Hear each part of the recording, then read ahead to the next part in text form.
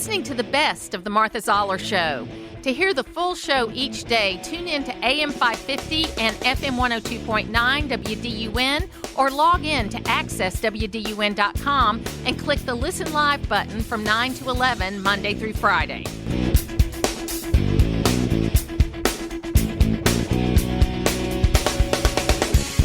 I know it's a sign of age when you start talking about the good old days. And that's why I bring my friend Brian Robinson in to bring me back down to earth, if you will. Brian, how are you? I'm great, but I'm happy to be your interstellar I know. Voice here. You got to bring me back down to earth. So today, to no one's surprise, Derek Dooley got into this race for Senate. Mike Collins has, come out. He's been attacking Ossoff all week, and then now he's attacking Derek Dooley. That's, again, not a surprise. Just what are your thoughts about this race? I wish that we could have fulfilled Governor Kemp's original mission, which was to avoid a messy primary. It simply couldn't wait until the end of session or to the end of bill signing. And that's what ended up happening. It really should have happened in November, immediately after the 2024 election. We knew it's not like, oh my God, Ossoff's on the ballot. Yeah. We've known like this was the next fight, and I wish that had begun then. But now we are going to have a messy primary, and one with a lot of money, and one with a lot of legitimate names. No one is even talking about Congressman Buddy Carter right now. He's in the race. He's worth more than $100 million, I'm told. He's already put several million of his own money into it. We'll put millions more into it. We're not even talking about him. So we have some legitimate contenders in the race, and Derek Dooley's goal for this week has to be not only to introduce himself, and I talked to his campaign this morning, and they want Georgians to know he's going to be pro-Trump, that he's from here, and he's committed to serving the people of Georgia. I think that's important. I thought the rollout video, I encourage everyone to go see it, is a good look on his values and who he is. Yes, and we played it at the top of the program. Right, and this is an important week because his opponents began defining him negatively 2 months ago, Martha. We had a video come out sent to Republican activists kind of making fun of Derek Dooley. Not a video, a website, sort of a spoof website about his career in coaching. So a lot of folks have already seen negative framing of him. I think that because of that, his first impression this week is more critical than most new candidates because he's got to overcome that and reframe this entire thing. I'm glad you mentioned Buddy Carter because I've talked about him quite a bit. I've had him on the show a lot. I mean, he's been working, setting this up for a couple of years. I mean, he has come on we did a radio town hall on Doge. He did a full hour doing that. He's been available to me on many occasions over the last 2 years and even before that, but especially in the last 2 years. He has been planning for this for a long time. He told me on the show the last time, I'm putting all my chips on the table on this. This is going to be everything for me. I think he has still not been able to get the kind of traction. I don't know if it's because it's first district. I don't know if it's because of whatever reason it is. But he hasn't gotten the traction that Mike Collins and now Derek Dooley's getting. And I think that, if the election were held today, it would probably be Mike Collins, Derek Dooley in 1-2, even though they don't know much about Derek. They'll recognize his name, and that Buddy may not make the runoff if the election were held today. I think that has to be the assumption. I agree, and that could change quickly. Sure, of course. We know what Derek Dooley. We know who Mike Collins is. He is a known product. What he's going to do in this campaign is what we would expect of him. We know what we're getting. With Derek Dooley, we don't yet know what we're getting, and. I think I talked to Dooley's campaign team over the weekend as well, and, they were like, before everybody hyperventilates, y'all go meet Derek Dooley first, right? This is not going to be Loeffler 2.0. This is not going to be Herschel Walker 2.0. He's his own man. He's going to be good on his feet. He's impressive.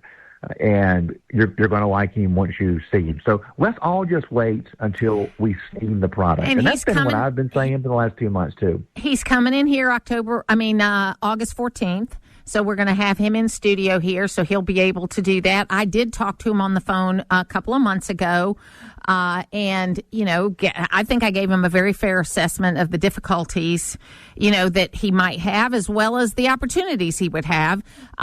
It's one of those things. And I think it's an interesting fight that I think the governor has picked. And I'm not criticizing the governor at all. I think he's trying to get a Georgia-based person that is more almost like a David Perdue type, where he's a business guy. Obviously coaching is a business. He also was a lawyer. And I had a person call in on Friday that said that they're kind of impressed with him because he's a lawyer. So there's going to be those people that are going to think about that. Yeah, and the Purdue parallel is interesting because I think part of why they first footed this 2 months ago and they're just now rolling it out is an outsider has to get trained. I, as a political person, can't just show up and say, hey, I'm going to be an NFL offensive coach. That's right. It would take years of experience and training and know-how to do that job. And everybody thinks politics is something that any moron can just step straight into and do without any problem because, all these other idiots are doing it, so it must not be that hard. I know that's the cynical way people see this. But politics is an art as well as a science. And if you go step out there and you don't understand the dynamics, you don't understand what groups are in the electorate, what is that third rail that can buzz you and end your candidacy immediately, you're walking a real high wire. So they've had to train him, I'm sure. They've had to be like, if this issue comes up, here's the guardrails around what you can say and can't say. People might not like that, but people think that's not authentic. But if you don't have that kind of training, unless you're Donald Trump who can just say whatever he wants, I'll tell you one piece of advice I gave him is that I think, and I've said this to a lot of people, is that I think people underestimate the impact of Mike Collins working on the Lake and Riley Act. And there is a very emotional connection to him in many groups, especially Republican primary voters. And what I said to their team is I said, if the issue comes up, well, here's my 2 cents on it. You give Mike credit for that, and then you move on to the issues you want to talk about. You weren't in Congress. You weren't a part of it. You certainly are going to have you're going to be sympathetic to it, but hey, give him the win on that and then move on. Yeah, absolutely. And I think that would be an authentic move. That would be smart to do. Georgians widely respect that. I think Georgia Republican voters, rather, when they go vote in this primary next year, and I'm not saying that this calculation benefits any of the three more than the other, but I have a piece coming up in Georgia Trend soon that's what Georgia Republicans should be thinking about, and is who can get that 5 to 8% of Georgia voters who are the deciders. The Republican base gets you up to about 48%. The Democrat base gets you up to 47, 48%. You got to have a special skill set that goes beyond the R or D behind your name to get to that 50 plus 1. And as we look at these candidates, let's ask ourselves, who is the one who can get to 50 plus 1? People could say Herschel was a disaster. He came really close in that runoff to beating an incumbent Senate Democrat, right? People don't talk about that. In hindsight, it was this is all terrible. But he came mighty close, but he didn't have what it takes. He didn't have it. And so we've got to have a fine-tooth comb to go through and find that one who has it.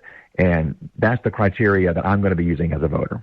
So let's talk about Jon Ossoff for a minute, because obviously, there's a little back and forth with Tyler Harper and him. Tyler Harper's the Republican ag commissioner that, Tyler's making it his mission that he doesn't pick up any ag votes the way Warnock did. Okay, so he's working on that. Then you've got Ossoff.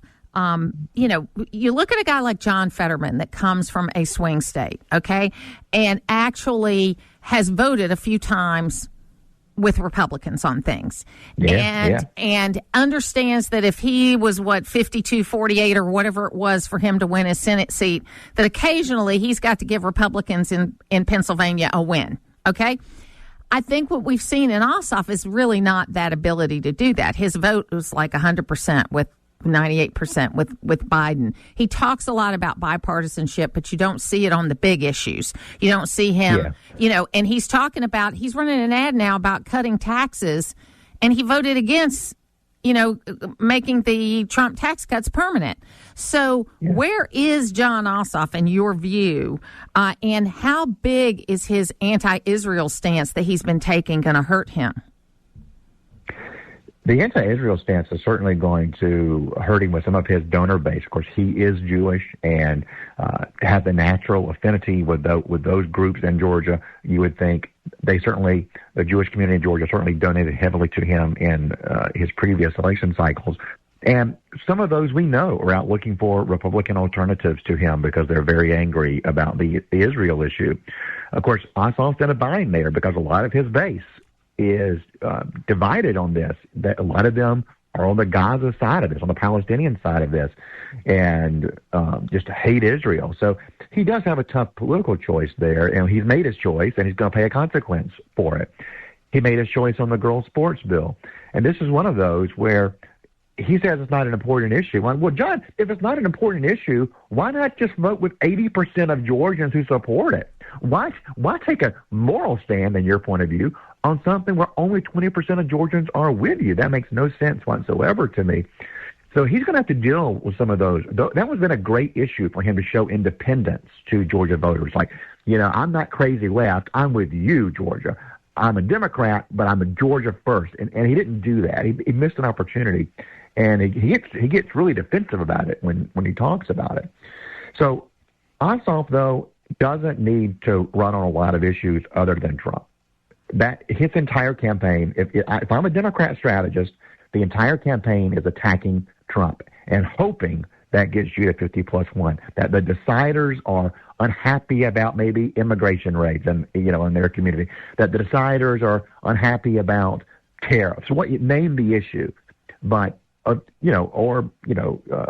way that Trump fired the economists last week. Whatever the case, Ossoff has got to go after Trump all day, every day. The rest of it is meaningless. Yeah, and I'm going to disagree a little bit with you on that. I think that, and I hear what you're saying about the deciders, and I can't wait to read your piece about that, okay? But I think that he's got to have more than just I hate Trump. I think, for a reelection, mainly because Georgia does not mind throwing out first-term senators. We did it with 2 Republicans and 2 Democrats in the last 25 years. We don't mind throwing out first-term senators.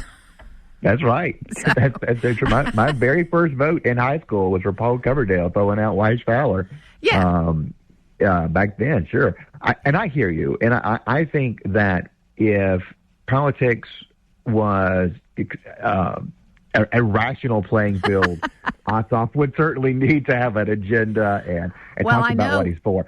I know it's a small group of voters, but when I went to the temple a few weeks ago for a goodbye celebration for Anat Sultan Daydan, who's been the consul general for the Southeast for the last 6 years, one person that was blazingly not there was Jon Ossoff and did not submit a video. There were a lot of people that weren't there that submitted videos, but he was not there, and they were happy that he was not there. I know that's a small group of people, but they're donor type people that would show up at an event like that. Absolutely, and that needs to be part of his natural base, and it's not. And I'm here to tell you, he's not going to make it up with people who are on the Palestinian/Hamas side of this issue, right? That's not donor community groups. So there is going to be a sacrifice from him there. And, is that wing of the party going to rally around him and make up for it? I don't think that they can. I think he's made a calculation that is a net negative on the political scale. I think he's made a calculation that's a net negative on girls' sports. You made exactly right. You made that point about girls' sports, but it's the same thing with this Israel issue. In both cases, when he voted against Israel, there was no way the bill was going to pass. He took the position. Now, the number increased from 18 to 27 in the 2 different votes. So there is a shift going on in the Democratic Party where more Democrats are with he and Warnock than against them. But but still they were in a position where they were no way we're going to win. It wouldn't have hurt them at all to vote with the majority and then not take the political, hit. Yeah, absolutely. If he had voted with a majority in those cases, it wouldn't have even made news in Georgia, right? There may have been some angry leftists on Twitter complaining about it, but that would have been contained. So I just very much disagree with him as a political strategy. I obviously disagree with him on the merits of the vote. I'm obviously Republican, so I see the world differently, but he's going to have more of those issues in a Trump presidency. He's going to have more of those issues they put in a Senate majority where he's going to be facing votes that pit him against one wing of his party or the other. And that's sort of the beauty of having the majority, is being able to put a minority senator into that box. So absolutely, this isn't over yet. That's right. Brian Robinson, thank you so much for being with us today, and I'll see you soon. Thanks, Martha. It's where North Georgia comes to talk. It's the Martha Zoller Show on AM 550 and FM 102.9 WDUN. We are so happy to have with us now Mandy Gunasekara, who's the former EPA Chief of Staff. And, the EPA has been a big part of not only the Big Beautiful Bill, but executive orders and all of the really important things that President Trump is doing related to keeping his promises. And Mandy, we welcome you to the program. How are you? I'm great. It's good to be with you, Martha. So how did I do on your last name? You did perfect. You really did. Okay, good. Yeah, it's when you get to where you got like a 13-letter last name, you have to hesitate. That's right. The vowels throw people off, but That's right. So tell us just a little bit about your thoughts about where we are today, especially as it relates to your expertise. Yeah, well, look, I think you teed it up perfectly. EPA during the Biden administration was the tip of the spear in terms of overregulation and pushing leftist policies to the detriment of U.S. jobs, to the detriment of U.S. consumers, and ultimately to the detriment of our nation's energy grid.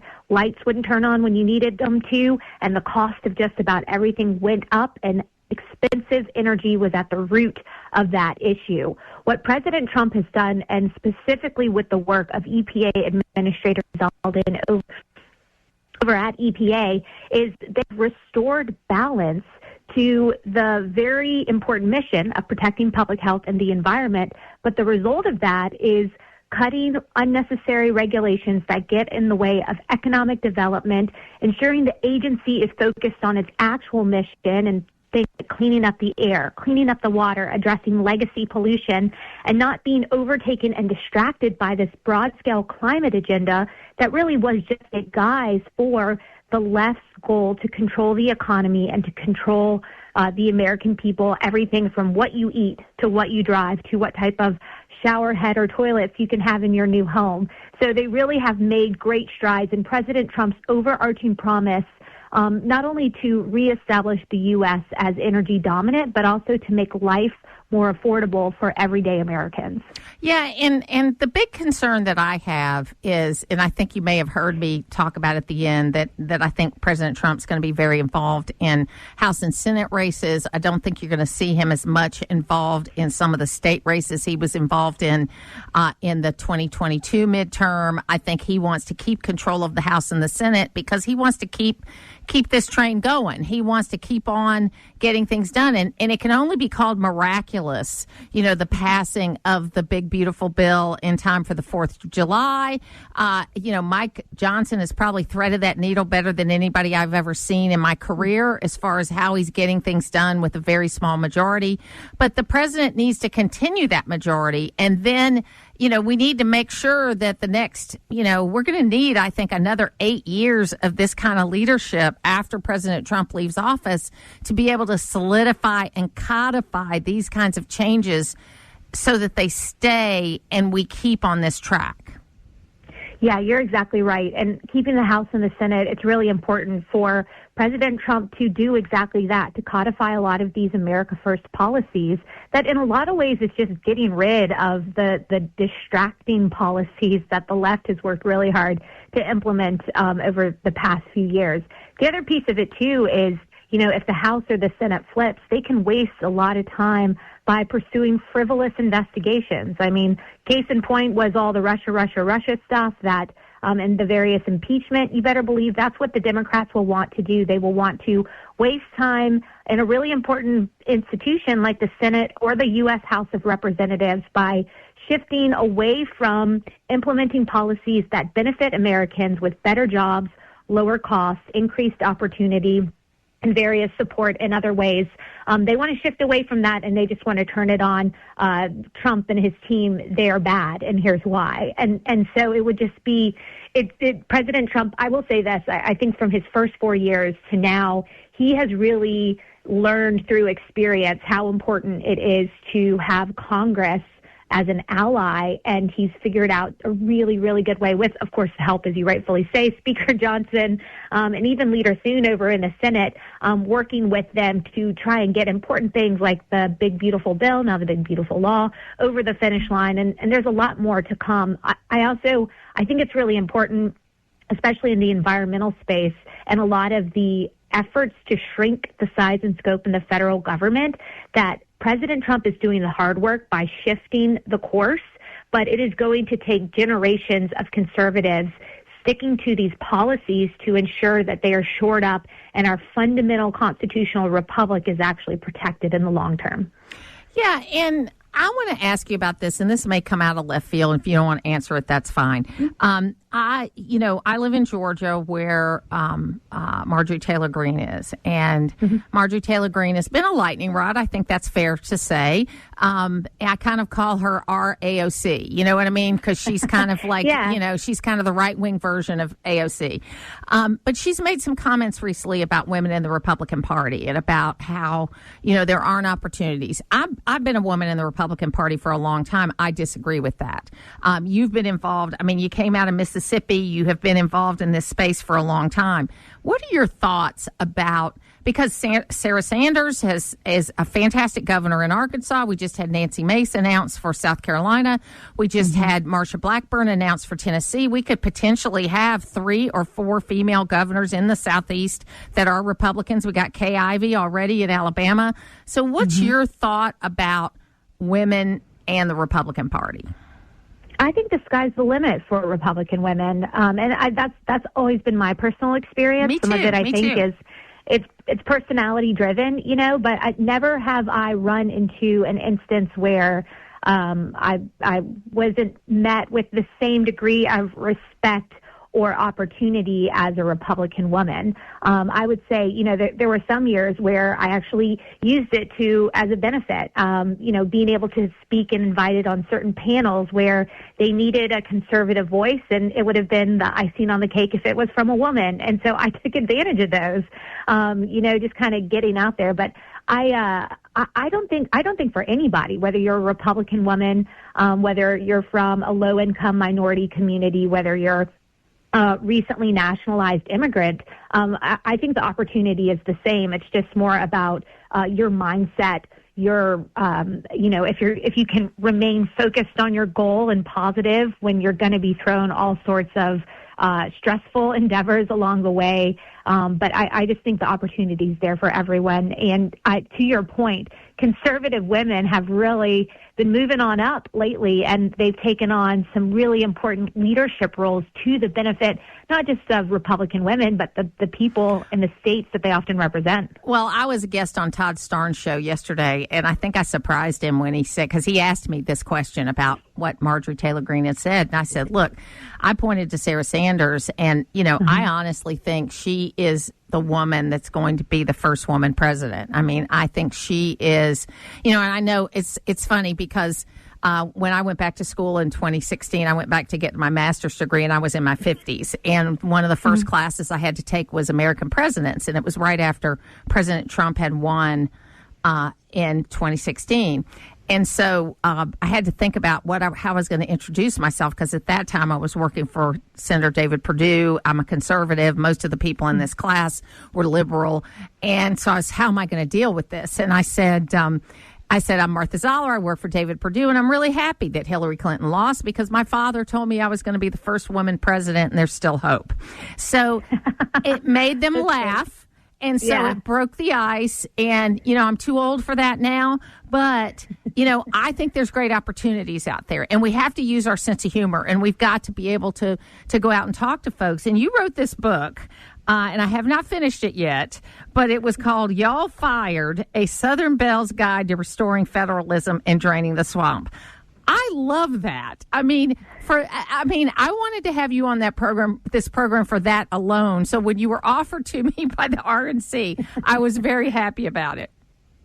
Well, great. Well, thank you. I do think humor is really important, especially in a lot of these very serious policy debates or political discussions. And I do think being a Southerner, we have for that, especially Southern women. You have to be witty from the day you're born to be successful in the South. So I think I like your assessment, too, about Sarah Sanders. I mean, she has it in her. She definitely has it in her to go all the way. And I've always thought that the first woman president of this country is probably going to be a Republican, despite the left put Hillary to try to get Hillary up there, to try to force Kamala square peg round hole type situation, and none of that's worked because the women they put up, they don't have an authentic approach to leadership. They're just checking a box, and I think people see through that, especially when you get on some of the biggest political stages. Folks don't like that. They want you to be who you are. They don't really care who you are, but they want you to be who you are and embrace it. And that authenticity it's more important. And as Southerners, Southern women, we've got wit, charm, and with Sarah Sanders, she really look what she's done in Arkansas alone. She's really turned around a lot of bad policies, and she's led the way on some key policies that are now being embraced at the federal level. And she's tough. You know what I mean? It's not that she can, and she's feminine. She's feminine, but she's also tough. She's a mom and got a family. I think she checks, talking about checking boxes. She checks a lot of boxes from that way. But I like her toughness, because there is a cliche about women that they're too emotional, okay? And not that you shouldn't show your emotion, because we women do, especially Southern women. But it's good when you see somebody like her that knows how to be tough. And that's important when you're dealing with people. You see it in the Italian prime minister. She's got a tough side to her. She's a very, attractive, competent woman, but she also has a tough side to her. So I'm excited about that. I know it's time, and, I look forward to it. So, Mandy Gunasekara, thank you so much for being with us today. Thank you for this opportunity. I'd love to talk to you again. Yeah, happy to come on anytime, and thanks for having me. Putting the talk in news talk. It's the Martha Zoller Show on AM 550 and FM 102.9 WDUN. Dr. Chuck Bullock is joining me right now because there is no lack of news related to politics right now, and wanted to just chat with him about the issues. Chuck, how are you? Good, Martha. How are you doing? Good, and you're getting ready to teach that class you always teach. When do classes start? Well, classes start a week from today, and I will be in a Southern politics class with about 90 students a week from tomorrow. That is so great. That is so exciting. So it's been a busy week, right? We had Derek Dooley get into the race on Monday in the Senate race, which all of this kind of machination started when Governor Kemp decided not to run for Senate. He was the one everybody wanted to run. But I wasn't surprised by that. But then today, Michael Thurmond gets in for governor on the Democrat side. So give us just your overall thought about what the landscape is right now as we head into this primary. Yeah. Well, every day we get a new face, don't we? Yes. Right now, Georgia is still more of a red than a blue state, or pinker rather than violet or something. And so, if everything were to break the way people's identification of party is, then it should be a good year for Republicans. But, as we've seen, under the right conditions, Democrats can win statewide. Now, they're desperate to do so because there has not been a non-incumbent Democrat win any of our statewide constitutional offices in this century. We have to go back to 1998. So Democrats kind of lean and hungry. And so they're going to be prepared. There's going to be tons of money coming into this state. And what we may see is that situation where, because of conditions foreseen or unforeseen, a Democrat does break through and win one of these constitutional offices. I think it's interesting let's look at the Senate race for a minute, which is not one of the constitutional offices. Right. But Georgians have no problem throwing out one-term senators. Okay, we've done it twice to Democrats and twice to Republicans in the last 25 years.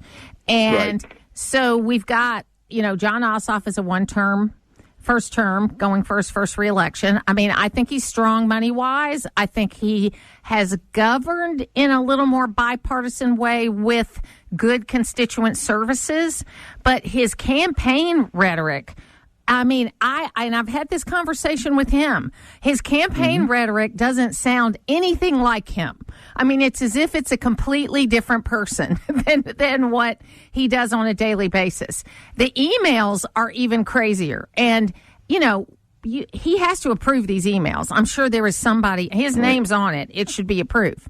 So I think he's concerned. I think he's concerned about some kind of crazy opposition from his left. And that's kind of why he's trying to secure up his left flank, even though he has governed a little more in a centrist way. He hasn't voted in a centrist way, but he does a lot of bipartisan press releases. Let's just put it that way.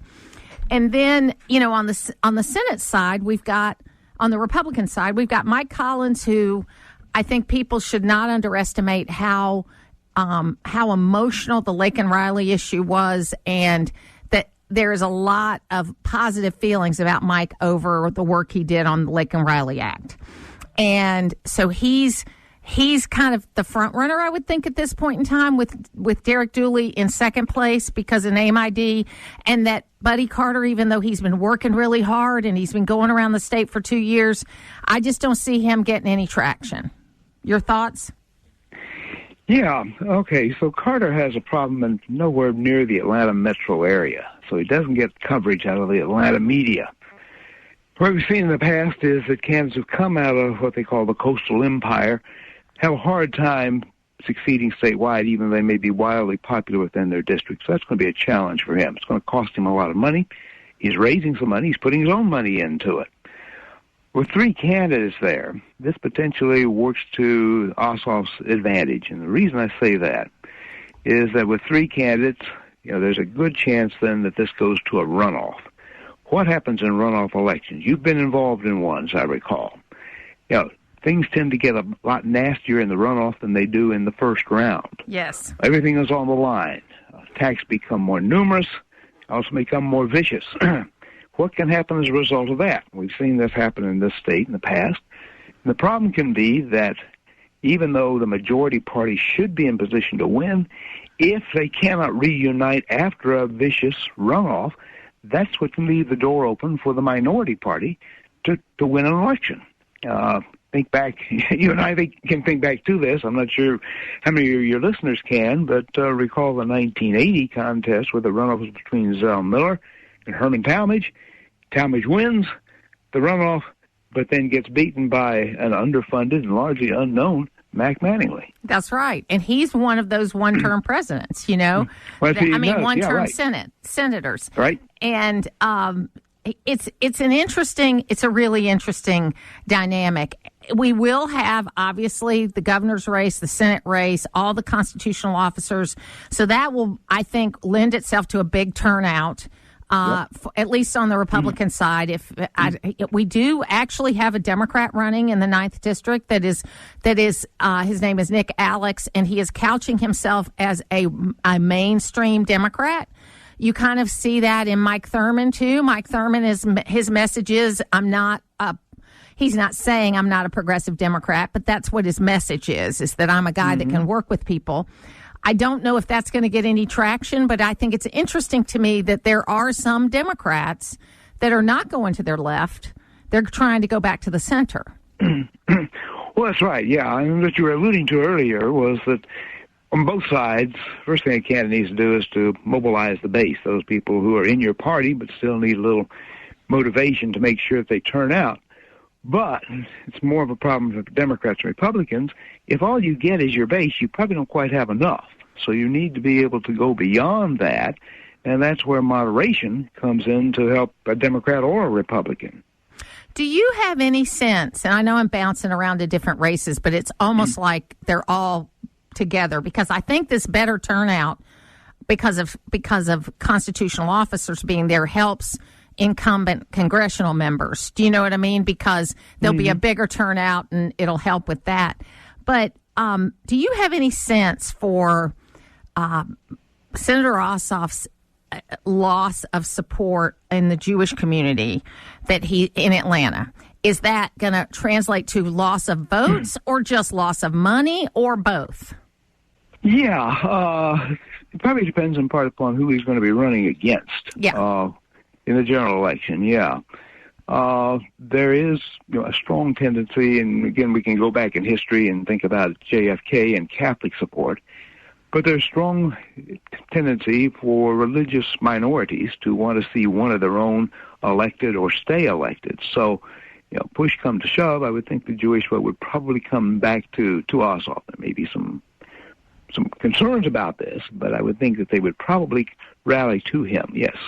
So when I went back to school a few years ago, I remember talking with you, and right. I wanted to look at women in politics, and you said, Martha, you need to look at your own party, and that's what I did in the paper that I wrote. And this week, Marjorie Taylor Greene, who was one of the races I looked at in my paper, made comments about women, Republican women, and whether women can get anywhere in the Republican Party. Now, we've had a huge improvement in numbers. When I started my research in the mid-teens, we were down, Republican women are down to like 10 in the Congress. It's up to like 45 now. So there's been a great amount of improvement. It's still not where the Democrats are, but there's been a great amount of improvement. We now have a female Republican governor in Alabama, a female Republican governor in Arkansas. We've got Nancy Mace just announced in South Carolina, and Marsha Blackburn announced this morning in Tennessee.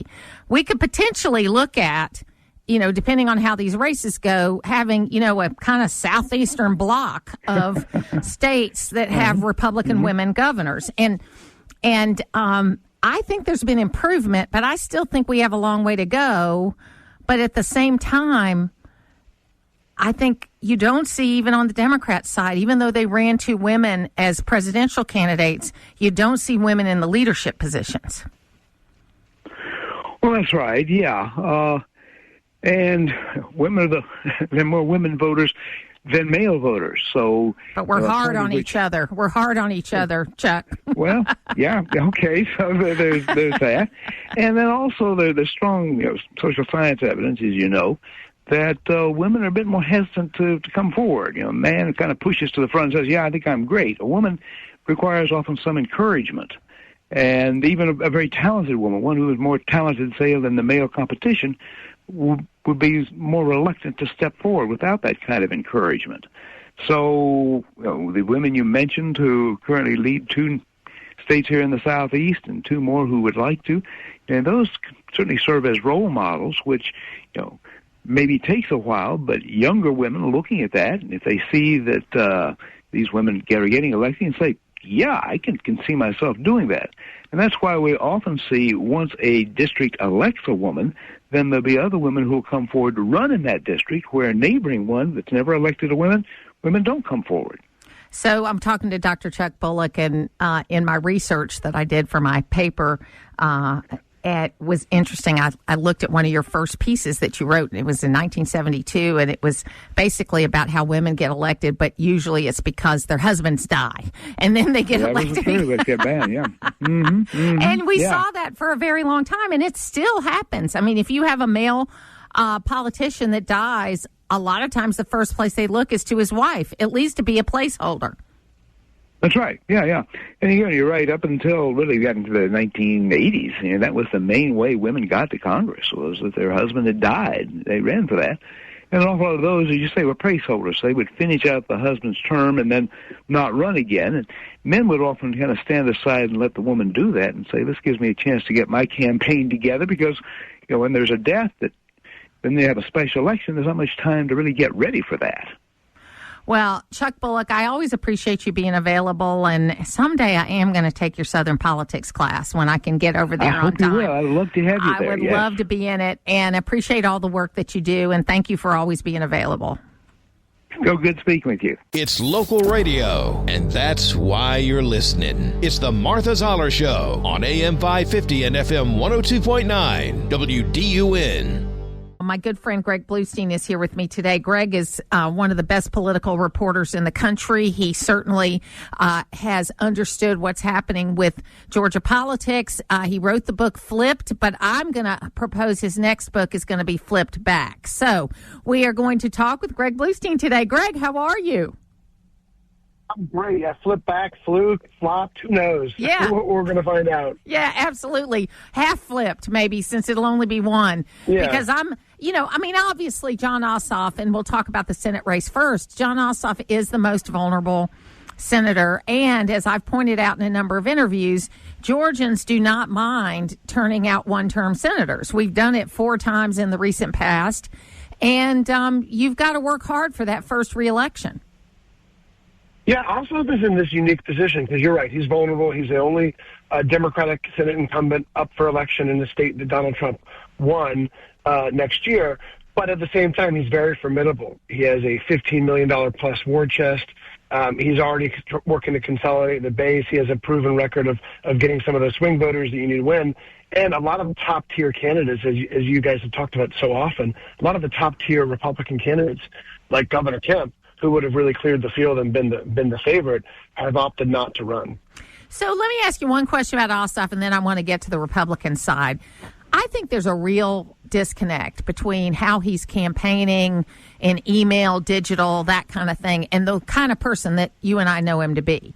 And I think he's doing that to kind of ward off a kind of crazy opponent from his left. Somebody, those people that walk up at qualifying time and come out of nowhere. You know what I'm talking about? So that he doesn't have to waste his time. So do you think that's what he's doing on that? I don't think he's worried about a far left challenger. I mean, with the sort of money, and $15 million is only the beginning. Yes. He's raised more money than anyone on the 2026 ballot in the nation since 2020, which is crazy to think about. We're talking more than, AOC. I don't know, just any other member of Congress who's up for election next year, he's raised more than them since 2020. So when it comes to fundraising, he's got that. There's no real serious talk of any big name Democratic challenger going up against him. Even some of the smaller names I've kind of scouted out aren't running. Well, and 60%. He does have to energize the base. Yeah, he needs to energize the base, and I don't know what impact the loss of the Jewish community, or if they'll come back, will have with him, because he's got a problem there for sure. But we'll talk about that another time. Let's talk about this Georgia Republican ticket. You and I have talked about this. I kind of think at this point in time, if I were handicapping it, I would say it's a runoff between Collins and Dooley. But we still don't know a lot about Dooley. He's coming in next Friday. He's going to be here in person, or next Thursday. He'll be here in person, and we'll start to get to know him. Yeah, it's going to be fascinating to see how he evolves as a candidate, because we don't know him well. I met with him, a couple of days ago, just sort of an off-the-record session, because I'm going to have to cover him the next year and a half. So it's just interesting for me as a reporter. He's going to have a lot of the same policies as the other candidates. It's the messenger that's new, and is the message just familiar? The messenger is going to be new, and is this going to be a messenger who's going to work for Georgia? We'll see, right? Because first he has to get through a primary that could be dominated by MAGA Republicans. If you try to work up and build up the electorate more and get more swing voters to vote in the primary, it could be a little bit more, not moderate, but at least a little bit more mainstream. And he, of course, is running as mainstream Republican who can win over MAGA voters. Well, that'll be interesting to watch, and I think you're right. We got to know what his positions are, which I think will be similar. That's always the challenge in a primary, though. You know, whether you're a Democrat or Republican, your positions are pretty much the same in a primary. Sometimes you have some different ones, but not very often. It's just you've got to have a better message, or be so far ahead like Herschel Walker was that it didn't matter in the primary. So, and we paid for that ultimately. Now, on the governor's race, it's, you know, pretty much, on the Republican side, Chris Carr and Burt Jones. MTG said she's not getting in. There might still be a Raffensperger getting in, but what are you hearing on that? Yeah, I mean, I wouldn't be surprised if someone like Brad Raffensperger got in the governor's race, but he's in no rush. I don't think he needs to get in anytime soon because he already has that name appeal and a fundraising base. Well, he's independently wealthy too, so he can pour his own money into that race.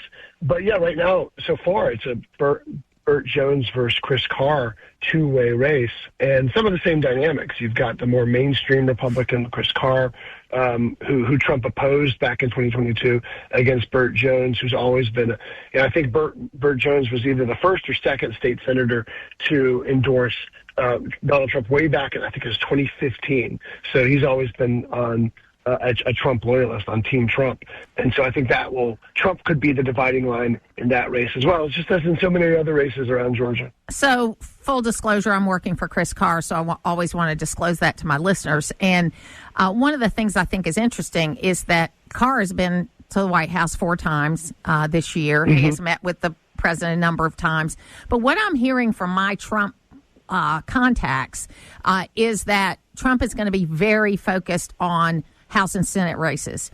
And, he may get involved if Raffensperger were to get into this race and pick a side, but he wants to keep the House and the Senate. He's not going to spend as much political capital on state races. That's what I'm hearing. Yeah, that's interesting. And we've only seen him dive into a few state races. And that would be a clear contrast from the last wide open election we had in 2022 when he dove in not just into the governor's races. All of them. Yeah. Yeah. Insurance commissioner, right? Attorney general, secretary of state. So he went all the way down the line on those races. And of course, his endorsement is going to be, it could be more powerful in this cycle than it was in 2022 when he was out of the White House. Absolutely. Now, on the Democrat side, yesterday, our good friend, and I think I can say that because Mike Thurman's been around a long time and he has good relationships with everybody, got into the race. Ron Gant, who does the morning show on Fox 5, said, Keisha Lance Bottoms, Michael Thurman, and those other 2 guys. He couldn't at that moment recall the names of the other 2 guys. And I think that's a problem for those other 2 guys, those state senators, Jason Estevez and Senator Jackson that are running.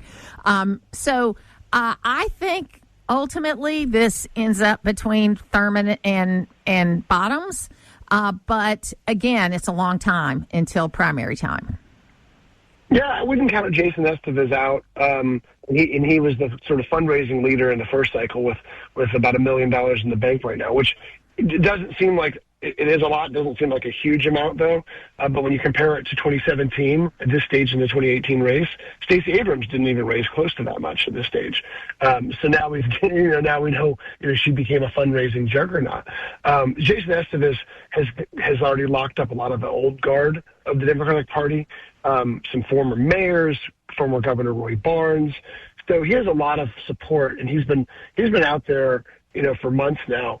On the campaign trail. He was just in coastal Georgia. Of course, Mayor Bottoms has the name appeal, too, of being the former mayor of Atlanta, and that comes with its positives and its negatives from her one term as mayor. Her problem is she abdicated the last year and a half of her term as mayor, and a lot of people don't like her. Yeah, that's one of her challenges, right, is that she decided not to run for a second term, which was unheard of in recent Atlanta history. And as you said, CEO Michael Thurman, he's 72. He has served for decades in public service. And, importantly for him, about 10 plus years has been in leading offices in DeKalb County as superintendent and as CEO. And if you're a Democrat and you have to lead one county, it would be DeKalb because it is the most important Democratic stronghold in Georgia. Yeah, so we're going to watch all of this. And, of course, it's going to change a million times. That's why we're going to have to get together more often, Greg. Thank you so much for being with us today. Always. Thanks for having me. To hear the full versions of last week's Martha Zoller shows, go to the podcast page at accesswdun.com, and you can follow me on social media at Martha Zoller.